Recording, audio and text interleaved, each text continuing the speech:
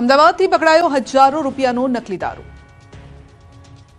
નકલી ખાદ્ય ચીજોની ભરમાર વચ્ચે હવે નકલી દારૂ પકડાયો છે। અમદાવાદના શાહપુરથી બનાવટી વિદેશી દારૂ સાથે પોલીસે એક યુવાનને પકડી પાડ્યો।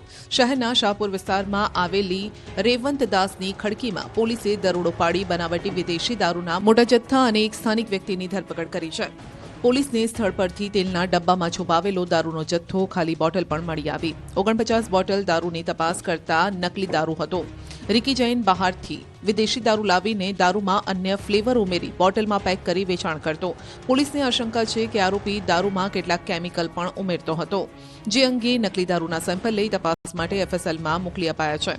આરોપી અગાઉ વાડજ પોલીસ સ્ટેશનમાં પણ દારૂના કેસમાં પકડાઈ ચૂક્યો છે। સુરતના ઠગબાજોએ આરટીઓની બોગસ રસીદ બનાવી સરકારને ચૂનો ચોપડ્યો છે। ક્યુઆર કોડ સ્કેન કરતા ભાંડો ફૂટ્યો।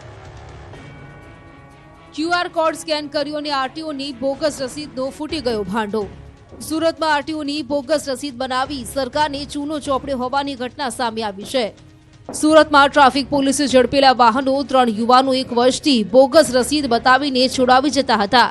જો કે આરટીઓમાં ભરવામાં આવેલા દંડની રસીદનો ક્યુઆર કોડ સ્કેન કરતા ભાંડો ફૂટ્યો હતો। આ મામલે ટ્રાફિક જવાન દ્વારા સરથાણા પોલીસ મથકમાં 3 ઇસમો સામે ફરિયાદ નોંધાવવામાં આવી છે। પૈસા બચાવવા માટે કુલ 29 વાહન ચાલકોએ નકલી રસીદ મેળવી હતી। પોતાના અંગત આર્થિક ફાયદા માટે સુરત આરટીઓ કચેરીના અધિકારીની બોગસ સહી સિક્કાવાળી રસીદો બનાવી તેનો સાચા તરીકે ઉપયોગ કરી સરકારી તિજોરીને 2.38 લાખનું નુકસાન પહોંચાડ્યું હતું। સરથાણા ટ્રાફિક ગોડાઉન પરથી વાહનો છોડાવી લેવાનું રેકેટ ચાલતું હતું। ટ્રાફિક પોલીસે છેલ્લા 1 વર્ષની આરટીઓ દંડની સ્લીપની તપાસ કરાવતા 29 રસીદ બોગસ નીકળી। કપાસ પકવતા ખેડૂતો માટે આનંદના સમાચાર। ફરી ખરીદી શરૂ।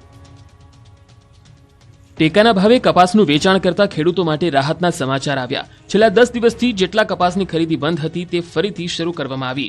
સીસીઆઈના સર્વરમાં ખામીના કારણે છેલ્લા 8 થી 10 દિવસથી કપાસની ખરીદી બંધ હતી, જે સીસીઆઈ દ્વારા ટેકનિકલ ખામી દૂર કરવામાં આવી। સર્વરમાં ખામી હોવાના કારણે કપાસની ખરીદી નહોતી થઈ શકી।